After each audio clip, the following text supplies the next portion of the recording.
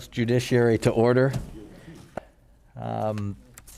So we are going to move on to House Bill 5679. Next, I have Josh Ho from Safe and Just Michigan, opposes the bill, has 5 minutes to speak. Is he on Zoom? I am. Okay, Josh, I'm going to start the clock, and you tell me when you're ready. I'm ready. Okay, go. Thank you, Chairman Filler, and to all the members of the committee for allowing me to testify. My name is Joshua Ho, and I'm policy analyst at Safe and Just Michigan, criminal justice research and advocacy organization based in Lansing. I am a civil libertarian, so I believe that if the government is going to restrain my liberty, it should do so only if there's a darn good reason. House Bill 5679 restrains liberty, and I do not believe that that restraint is justified. Why not? House Bill 5679 maintains public registration, and that does not make Michiganders safer. It makes them less safe. The registry was created in 1994. At the time, it was a simple law enforcement database with minimal regulations. It was mostly used to assist in investigations. As a result of a moral panic, the registry was made public in 1999 and has been growing in requirements ever since. But after 26 years, there is still no peer-reviewed evidence proving that it makes us safer. At the same time, there is a growing mountain of evidence that registries don't work and make Michiganders less safe. In addition, evidence that sexual abuse happens is not evidence that registries work to constrain sexual abuse. We want to make sure we are using the best tools to correct a real problem. The best meta-analysis on the topic was conducted by Prescott and Rockoff and concluded that while law enforcement-only registries slightly reduced recidivism, public registration increased it. They're not 100% sure why this happened, but their theory is that when we make people radically insecure, when we make them feel surveilled constantly, we take away their ability to easily find work, to find a home, and make it hard for them to have meaningful social connections, they become more, not less, likely to commit crimes. I included a long list of the reasons registries make us less safe in my written testimony, backed with extensive research. In addition, even if you believe in registries, the larger number of people on a registry, the less useful that registry is. In Michigan, 72% of all people on the registry are on the registry for life, which means we are adding more people to the registry than we remove every year.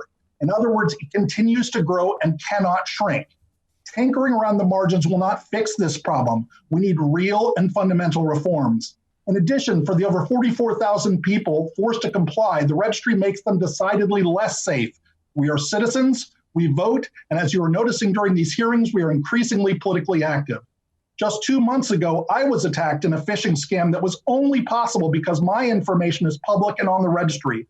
It caused me to waste law enforcement resources and caused immense personal stress. And for what? What benefit did Michigan gain for causing me that stress or reducing my liberty and making me vulnerable?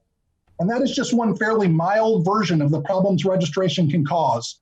It was only a few years ago that a homeless man froze to death in Michigan because they wouldn't allow people on the registry into shelters during a polar vortex. Again, if you're going to put us at risk, add daily stress to our lives, and make it really difficult to secure housing or a job, there should be a really good reason. Let me put it another way. If you were behind the veil of ignorance, would you agree to the social contract of citizenship, knowing that your government could suspend that contract without any actual good evidence-based reasons? My guess is no. Let me finish up by asking this. I became a registrant almost 10 years ago, and later I pled guilty to MCL 751.45C3 and 10697. I did 3 years in prison, 2 years on parole, and almost a year of probation without ever getting a disciplinary ticket. I successfully finished therapy inside and outside of prison. And in the almost 8 years since I've returned, I've done work that got me invitations all over the country. I've helped pass legislation that made a real difference and released people from prison. Last June, as a result of my work on the First Step Act, I was personally invited to the White House for an event.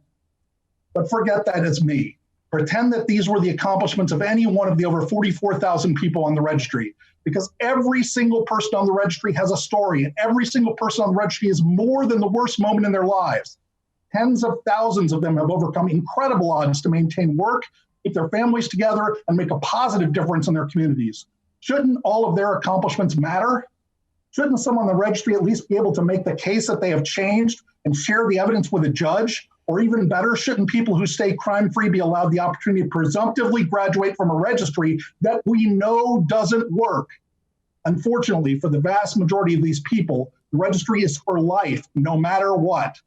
There's a very large amount of evidence that shows that people on the registry are low risk of recidivism. So when Chairman Fuller asks what I would like to see done, it is pretty simple.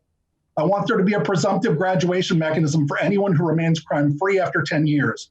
I want to matter when people change, and when they can demonstrate that they have changed, that there should be a reward. I want the registry, if it has to exist, to, like the court asked, to be a law enforcement only registry and not a public registry.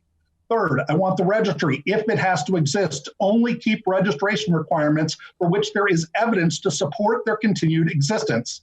And at the end of the day, what I want is for the law to be evidence-based and for it to have strong justifications for the liberty it suspends. Thank you for your time. All right, I see no specific questions. Thank you for your testimony.